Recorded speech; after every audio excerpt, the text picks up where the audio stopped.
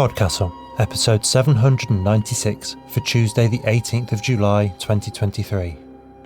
Beech, Please, by Maria Brecchi, read by a full cast and rated PG.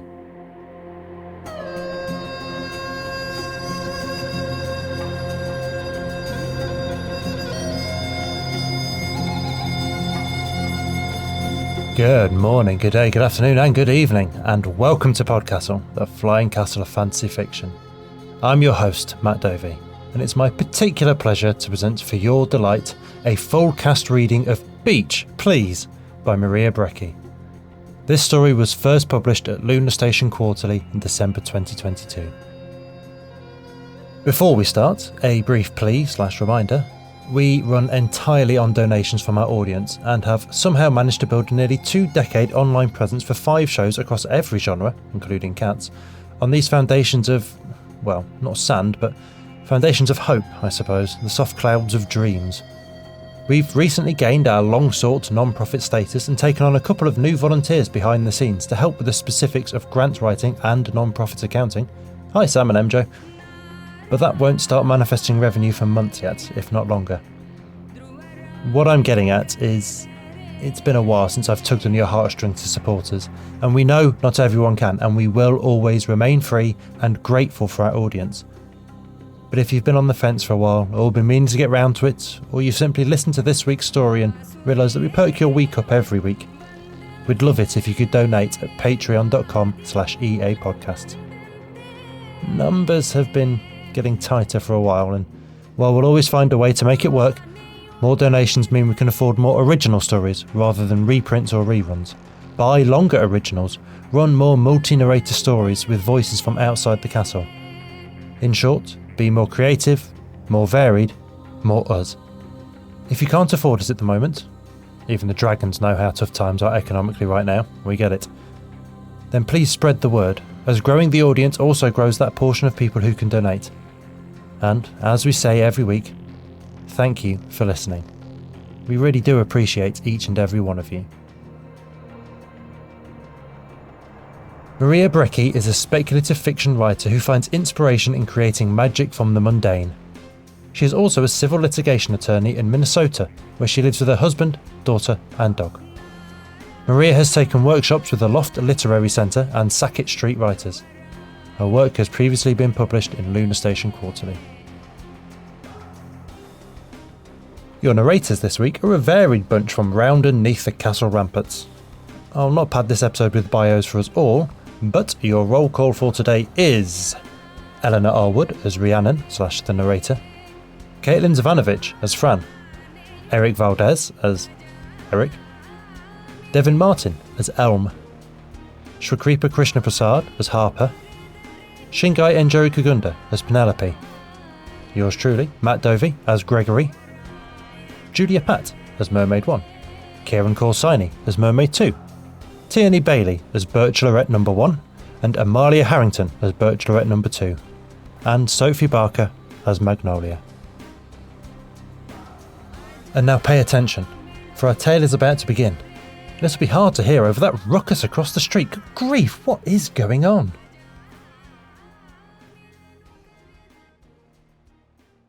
Beech, Please, by Maria Page Brecchi. Read by a full cast. If Rhiannon had to carve one more butterfly into a poplar's trunk, she was going to close her shop and fly away. And who would the forest's dryads turn to for body art then? Eric the pyro pirate with his hackneyed hook hand and asinine wood-burning technique? Fran hops off the table, fluffing her leafy hair and swaying her hips to an imaginary breeze as she made her way to the mirror. She squealed in delight when she saw her reflection, twisting around to admire the image Rhiannon had spent the last 2 hours carving into her bark. Rhiannon resisted the urge to roll her eyes as she started cleaning her knives. It wasn't like the butterfly was any different than the last 8 she had carved. The newest trend among the poplar spirits was growing old fast. Willow is going to be so jealous, Fran gushed. Don't tell anyone, but she went to Eric and let him burn an infinity symbol into one of her branches. From what I heard, there was a mishap with the iron, and he singed her hair. Poor thing. That man is a menace. Rhiannon's wings began fluttering and she had to force her toes back onto the ground. People have been carving pictures into trees for hundreds of years. Why go and mess with that?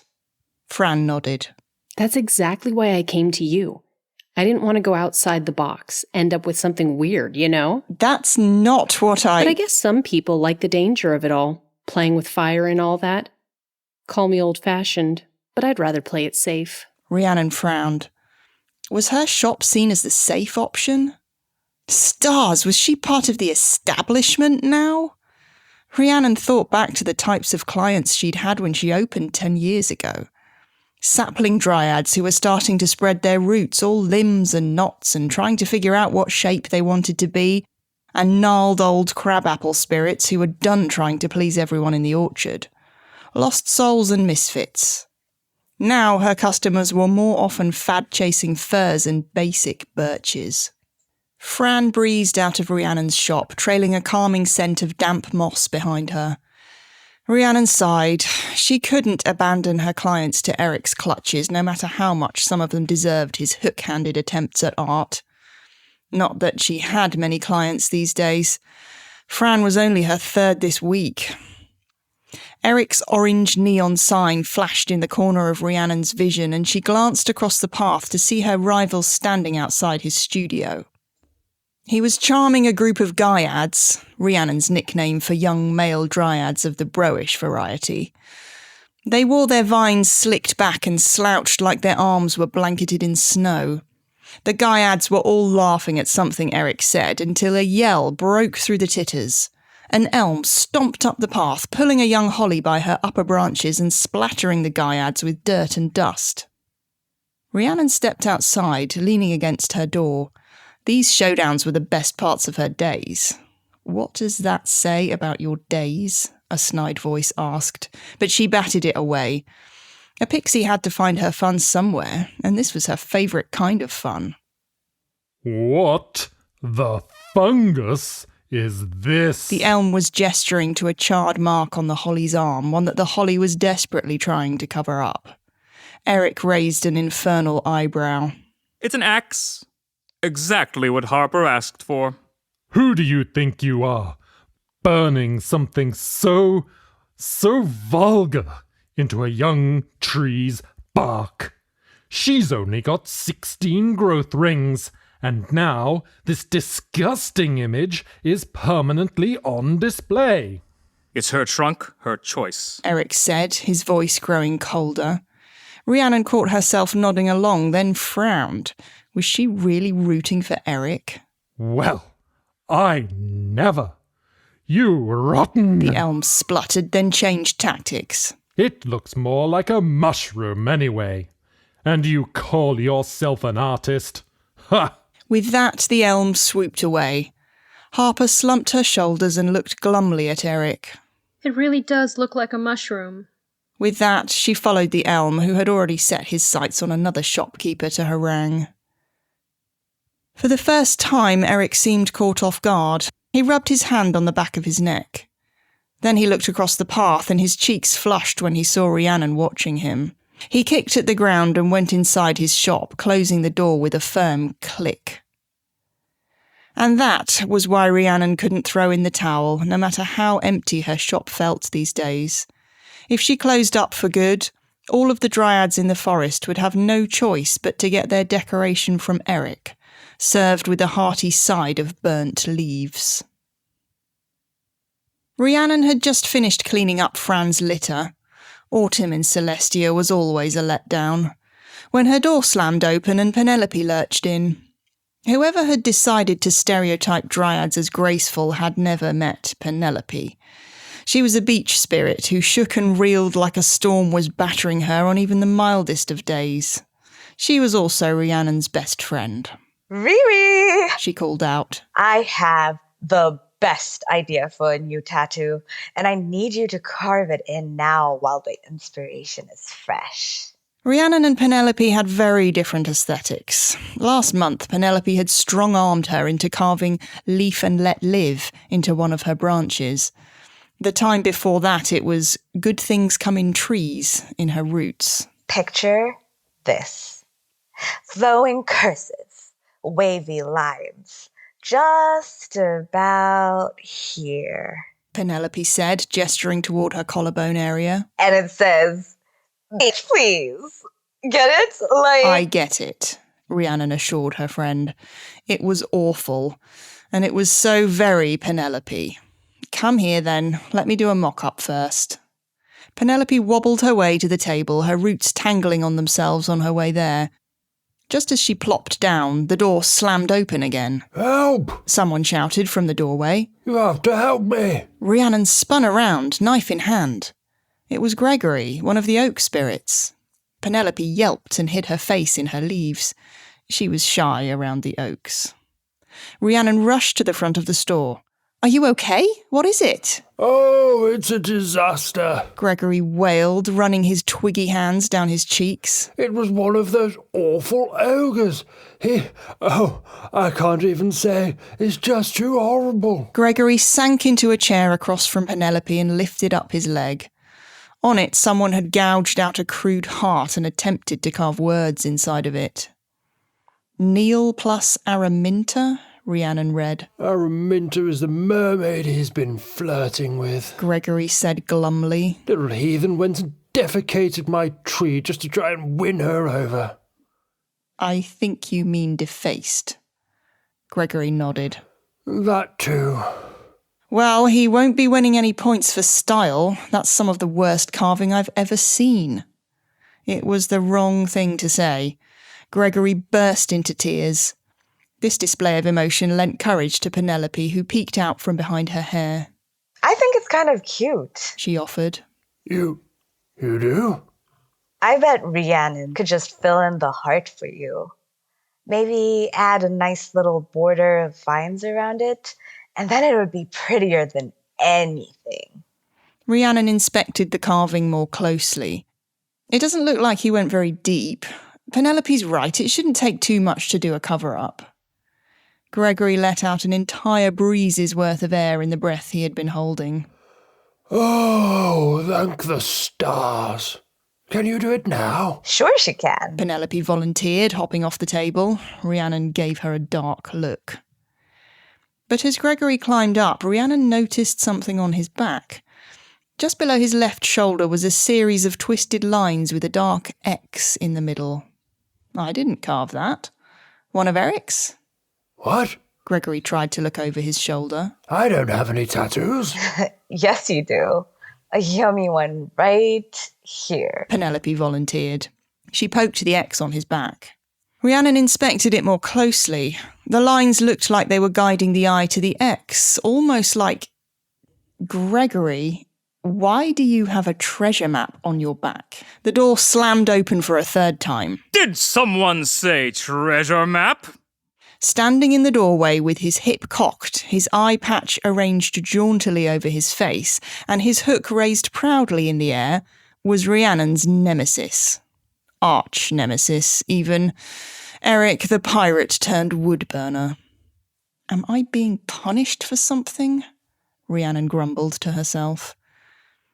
But 5 minutes later, Rhiannon was bent over Gregory's back, staring at the meaningless squiggly lines until her eyes began to water, trying to ignore Eric's infuriating humming.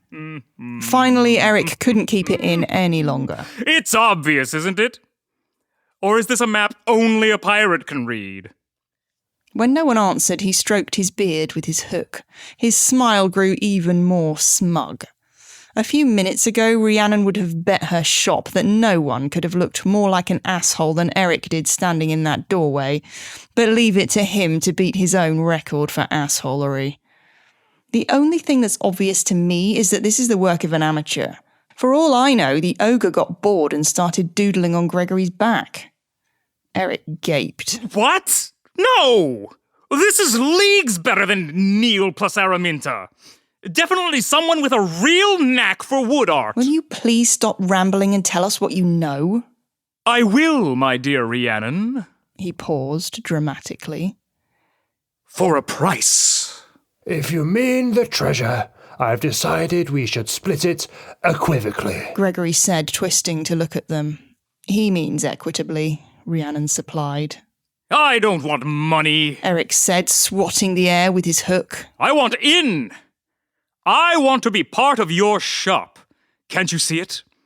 The pirate burner and the pixie carver working together to beautify the forest one tree at a time? No, absolutely not. Eric looked at Penelope and Gregory. We go together like moss on a tree, don't we? Penelope nodded, her twigs bouncing. The traitor. If you mean that you will always be in my shadow, then you're right, Rhiannon snapped.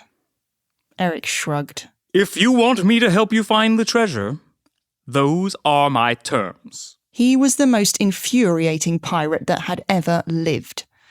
But Rhiannon thought about her empty appointment book and her depleting savings account. The memory of those gaiads crowding around Eric was still fresh. Maybe with him around, she would be able to draw clients back in. Fine. If you get us the treasure, I'll let you come work in my shop. When I lead you to the treasure, I will gladly work side by side in our shop.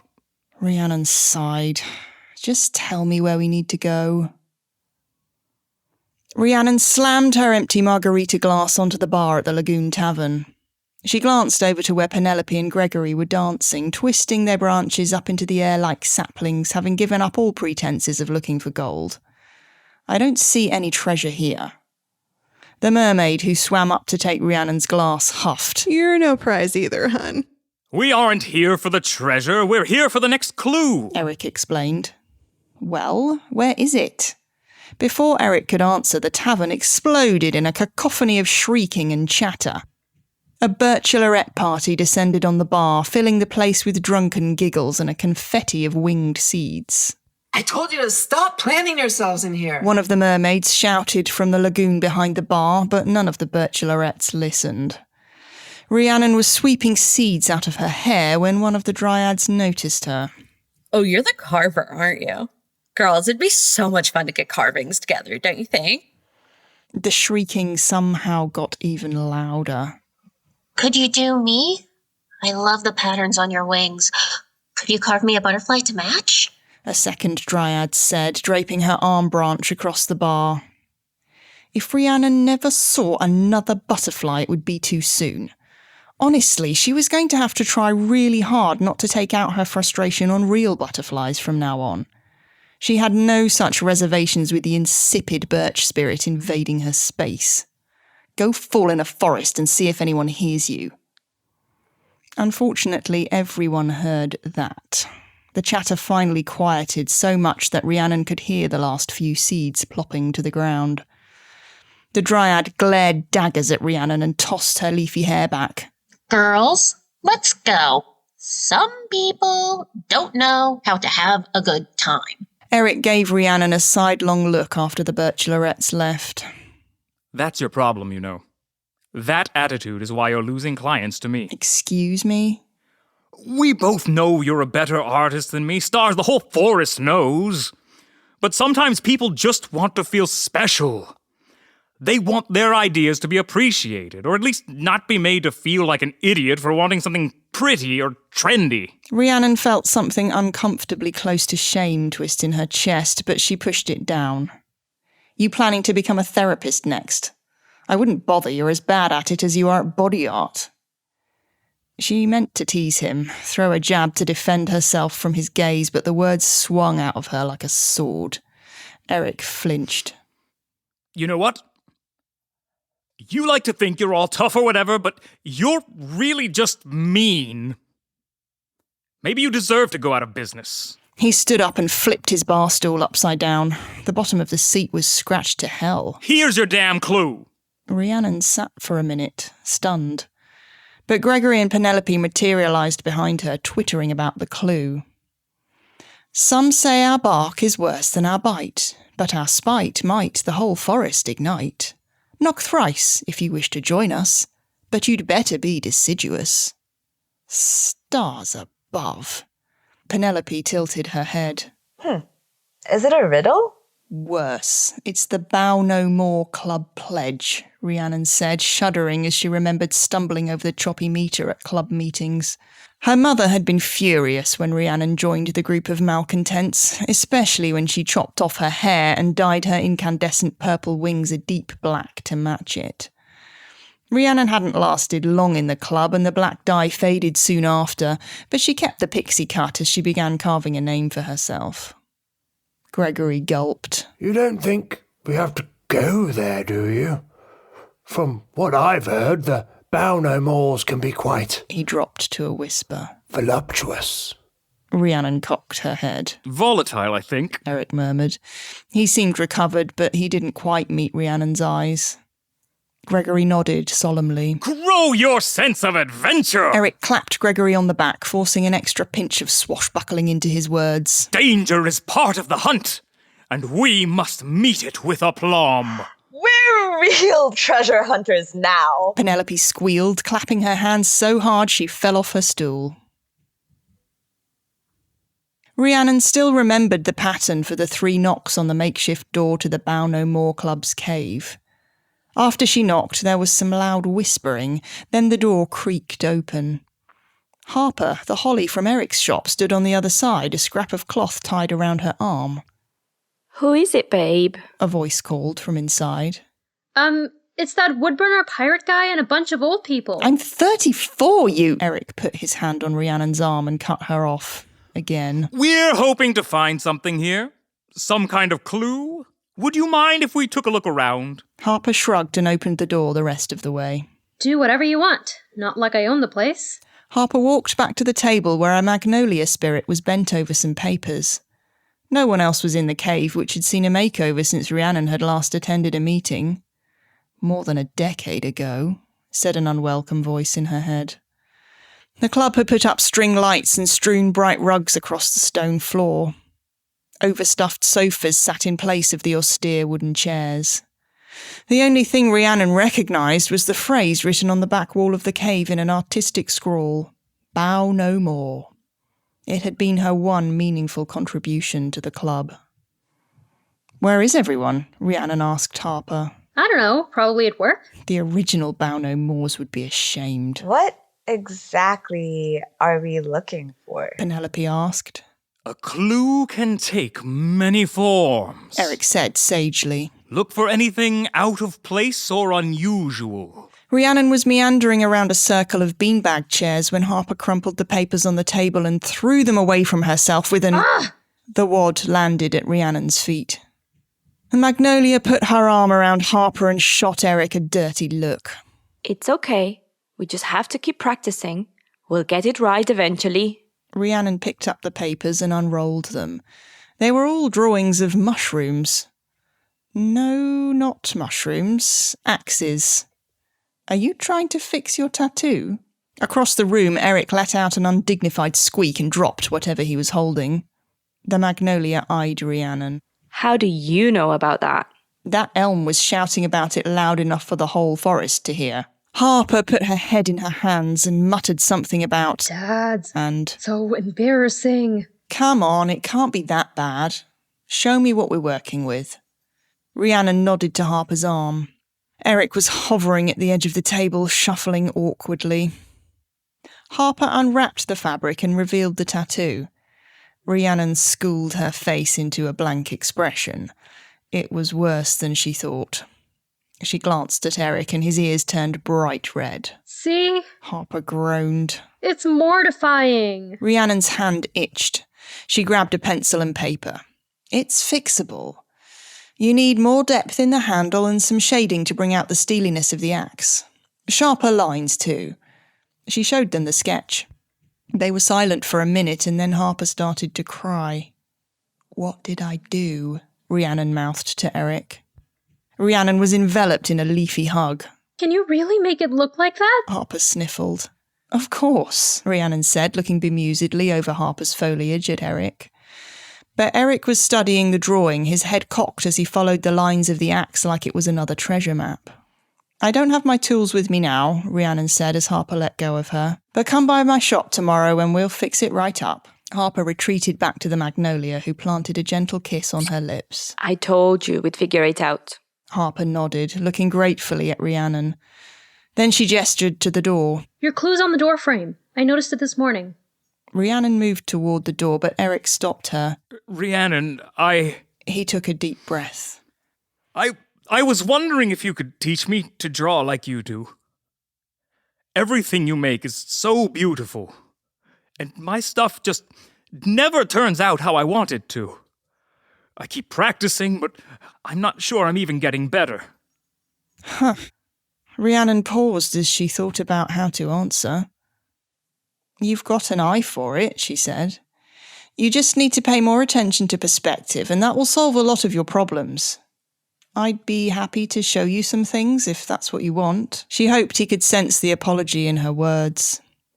Eric beamed at her like she had just presented him with a chest full of glistening treasure, and her breath caught in her throat. The clue's here! Penelope shouted from the doorway. Rhiannon, grateful for the escape, rushed over. The true treasure lies within? Gregory asked. What's that supposed to mean? I have no idea, Rhiannon said, her heart sinking, but it doesn't look like a clue to me. Gregory, don't you see? Whoever drew that map on you wanted you to look inside yourself and see your own worth. Penelope did a happy dance, knocking over a fern with her hip. You have a fairy godmother somewhere. Rhiannon's eyes caught on the words she had carved on Penelope's hip months ago. She had cringed as she etched the phrase onto her friend's body, but now, good things come in trees.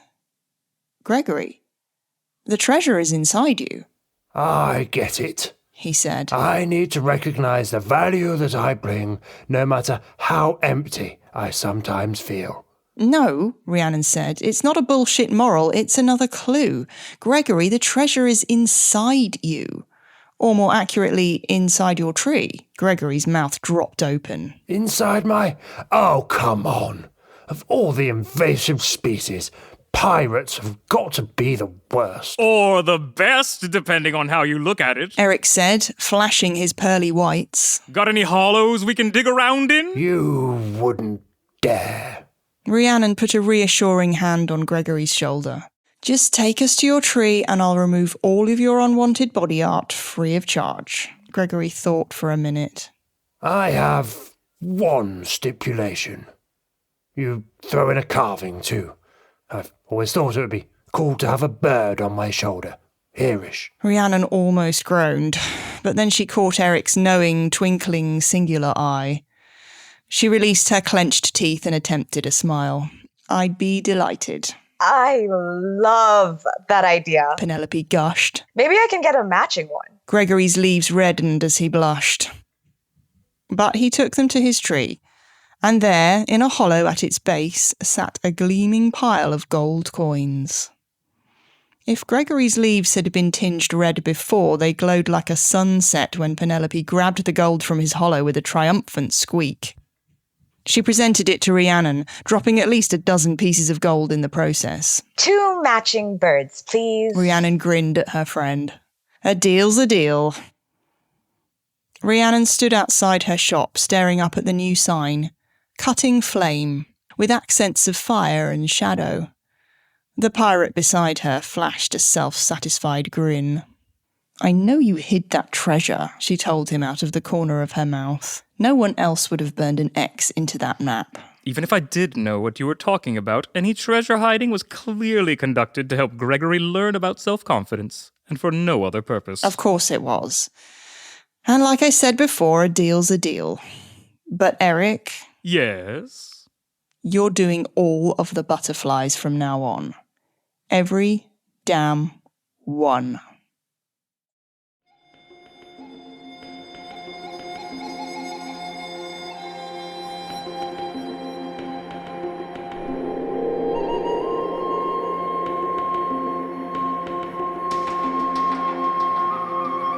And welcome back. That was Beech, Please by Maria Brecchi, and, remarkably, that was her debut when it was published in Lunar Station Quarterly. I don't know about you, but I'm looking forward to more. I hope you had fun with that one. We very much had fun with that one. It had a playfulness with the language that I adore, the sort of impish tinkering with vocabulary as a toolbox that Douglas Adams and Terry Pratchett and Robert Rankin deployed as well. I mean, the title alone made me laugh when it bubbled up in the slush pool. But Gregory in particular was an absolute delight to voice, even if his choice of words could sometimes be a little voluptuous. And look, I usually end these things with an attempt at some big moral insight. I am steadily becoming the cliche of the sunscreen song, packaging up my nostalgia and dispensing it as advice. But I don't want to drag you down on this one. It was fun. We should leave it as fun. I want you to go away from this one with a smile on your lips and in your heart, ready for your own adventures of kindness and self-discovery. Sometimes it's okay to just sit and enjoy the joy of life, you know?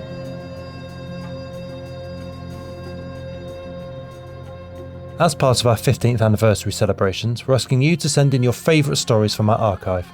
If you've got a suggestion, go to our website podcastle.org and look for the pinned post up top for details. This week, Dave the Loud is recommending episode 150, Mr. Hadge's Sunset Ride by Saladin Ahmed, saying it's much fun and an unusual mashup of genres. Personally, I would recommend any of Saladin's stories in our archives. Thank you, Dave.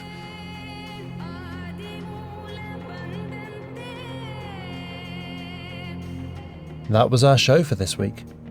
On behalf of everyone at PodCastle, your co-editors Shingai Enjeri Kugunda and Eleanor R. Wood, assistant editor Caitlin Zavanovich, audio engineers Devin Martin and Eric Valdes, forum moderator Ossicat and our many wonderful first readers, Andrew Cahoe, Craig Jackson, Amalia Harrington, Julia Patt, Kieran Corsini, Ryan Cole, Sarah S. Messenger, Sophie Barker, Shrikripa Krishna Prasad, Tarva Nova, Tierney Bailey, Zeev Witties, and myself, Matt Dovey.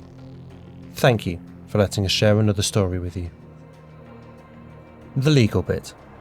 PodCastle is part of the Escape Artists Foundation, a 501c3 non-profit, and this episode is distributed under the Creative Commons Attribution Non-Commercial No Derivatives 4.0 International License. That means you can share it, and please do, but you cannot sell it and you cannot change it. If you want specifics, check creativecommons.org.